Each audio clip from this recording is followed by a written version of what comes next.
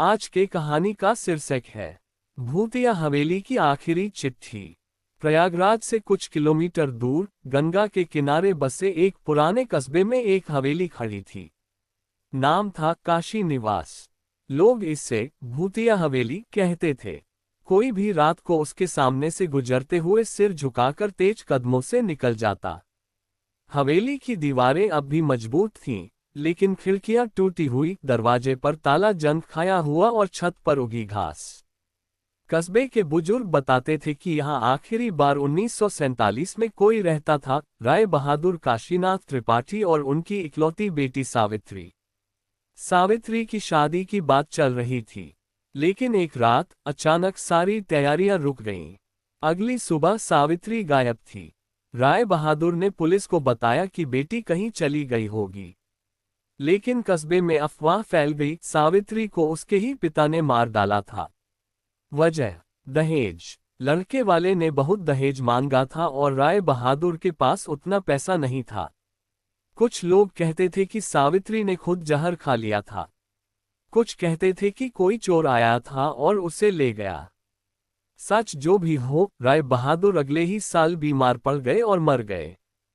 हवेली खाली हो गई। ताला लगा, लेकिन चाबी किसी के पास नहीं थी।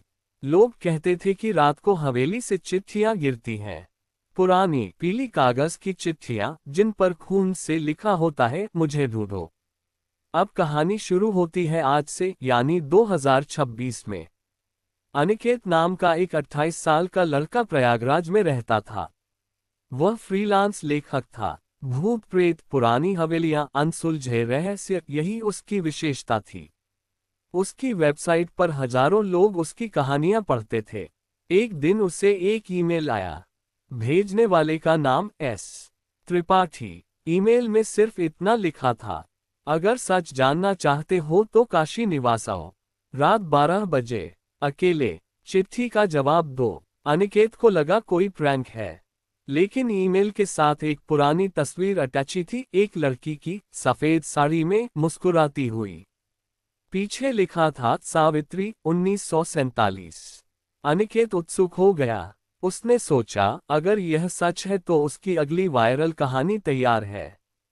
उसने दोस्तों को नहीं बताया, बस एक छोटा बैग लिया, कैमरा, रिकॉर्डर, टॉर्च, पानी की बोतल और नोटबुक। शाम को वह बस से कस्बे पहुंचा। कस्बा अब भी वैसा ही था, सनकरी गलियां, पुराने मकान, गंगा की लहरों की आवाज। हवेली गंगा के ठीक किनारे पर थी। सूरज ढल चुका था। अनिकेत ने हवेली के सामने खड़े होकर फोटो खींची। मुख्य द्वार पर बड़ा सा ताला, लेकिन ताला खुला हुआ था, जैसे किसी ने अभी अभी खोला हो। वह अंदर दाखिल हुआ। हवा में सड़ांध थी, फर्श पर धूल की मोटी परत, सीढ़ियां लकड़ी की, चरमराती हुई। वह ऊपर गया। पहली मंजिल पर एक बड़ा हॉल। दीवार पर पुरानी तस्वीरें, राय बहादुर की, सावित्री की। बीच में एक खाली फ्रेम, जैसे किसी तस्वीर को हाल ही में निकाला गया हो। अचानक नीचे से आवाज आई, खटखट। अनिकेत चौंक गया। वह नीचे उतरा। कोई नहीं, लेकिन जमीन पर एक चिट्ठी पड़ी थी, पुरानी, पीली। उसने उठाए। खून से लिखा था, तुम भी मेरी तरह फंस जाओगे। अनिकेत का दिल धड़का। उसने सोचा, कोई मजाक कर रहा है, लेकिन चिट्ठी पुरानी लग रही थी। कागज फटा हुआ, स्याही धुंधली। उसने फोटो खींची और जेब में रख ली। फिर वह ऊपर गया। एक कमरे में पुराना बिस्तर, बिस्तर के नीचे एक लोहे का संदूक। संदूक पर ताला नहीं था। उसने खोला। अंदर पुरानी डायरी, सावित्री की। आखिरी पन्ने पर लिखा था, पापा ने कहा है कि शादी होनी है, लेकिन मैं नहीं करना चाहती। वह लड़का, वह अच्छा नहीं है। मैं भाग जाऊंगी, गंगा में कूद जाऊंगी, लेकिन अगर मैं मर गई तो मेरी आत्मा कभी शांति नहीं पाएगी। पापा को माफ नहीं करूंगी। अनिकेत ने डायरी पढ़ी। दिल दहल गया। क्या सच में पिता ने बेटी को मार डाला था? रात के 11 बज गए। हवेली में ठंड बढ़ गई। अनिकेत ने कैमरा ऑन किया। रिकॉर्डिंग शुरू। वह हॉल में बैठ गया। घड़ी देखी, 11:55। अचानक बिजली चली गई। अंधेरा। सिर्फ टॉर्च की रोशनी। फिर आवाज आई, अनिकेत। वह चौंक उठा। उसने नाम किसी को नहीं बताया था। आवाज औरत की थी, धीमी, दबी हुई। कौन? उसने पूछा। कोई जवाब नहीं, लेकिन कमरे के कोने में छाया हिली। सफेद साड़ी, लंबे बाल, चेहरा नहीं दिख रहा था। अनिकेत का हाथ कांप रहा था। कैमरा गिर गया। वह उठा, भागने लगा, लेकिन सीढ़ियां चढ़ते वक्त पैर फिसला। गिरा, सिर में चोट, खून बहने लगा। जब होश आया तो वह उसी हॉल में था, लेकिन अब कमरा अलग लग रहा था। साफ सुथरा, दीवारों पर नई पेंटिंग, फर्नीचर नया, जैसे 1947 का समय हो। एक लड़की सामने खड़ी थी। सावित्री, असली, जीवित। तुम सावित्री हो? अनिकेत ने पूछा। हाँ, लेकिन अब नहीं हूं। यह क्या हो रहा है? ये हवेली समय को रोक देती है। जो भी यहाँ आता है वह मेरे साथ फंस जाता है। अनिकेत ने चारों तरफ देखा। खिड़की से बाहर गंगा दिख रही थी, लेकिन पुरानी नावें, पुराने कपड़े पहने लोग। मैं यहाँ से कैसे निकलूं? निकल नहीं सकते, जब तक सच सामने नहीं आएगा। सच क्या है? सावित्री मुस्कुराए, लेकिन मुस्कान दर्द भरी थी। मैंने खुद को नहीं मारा, न ही पापा ने मारा। तो मेरी माँ ने मारा। अनिकेत स्तब्ध। माँ? हाँ, माँ को पता था कि पापा दहेज के चक्कर में मुझे बेच रहे हैं। माँ ने मुझे बचाने के लिए जहर दिया, लेकिन जहर कम था। मैं बेहोश हो गई। फिर माँ ने मुझे गंगा में बहा दिया। सबको लगा मैं भाग गई या मर गई। लेकिन क्यों? क्योंकि माँ को भी दहेज में मजबूर किया गया था। वह नहीं चाहती थी कि उसकी बेटी भी वही दुख झेले। अनिकेत का दिमाग घूम रहा था। तो राय बहादुर निर्दोष थे? नहीं, उन्होंने माँ को मजबूर किया, लेकिन मारने वाला माँ था। और अब माँ की आत्मा यहाँ भटक रही है। वह मुझे नहीं छोड़ती। वह चाहती है कि कोई सच बाहर ले जाए।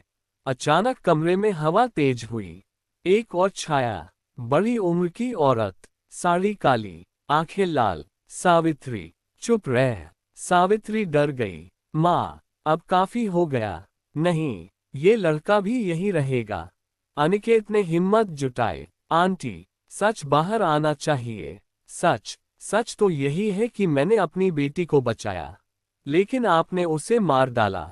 नहीं, मैंने उसे आजादी दी। छाया आगे आई। अनिकेत पीछे हटा, लेकिन पीछे दीवार थी। तभी सावित्री चिल्लाई, अनिकेत, डायरी में एक आखिरी पन्ना है, पढ़ो। अनिकेत ने डायरी खोली। आखिरी पन्ना फटा हुआ था, लेकिन बीच में एक छोटा कागज। उस पर लिखा, माँ ने कहा अगर मैं शादी नहीं करूंगी तो वे मुझे मार देंगे। मैं डर गई। माँ ने जहर दिया, लेकिन मैं मरना नहीं चाहती थी। मैंने चीखने की कोशिश की, कोई नहीं आया। अनिकेत ने जोर से पढ़ा। छाया रुक गई। ये झूठ है। नहीं माँ, ये सच है। तुमने मुझे मारा। छाया रोने लगी। रोना धीरे धीरे चीख में बदल गया। कमरा हिलने लगा, दीवारें दरकने लगीं। अनिकेत ने देखा समय वापस बदल रहा है।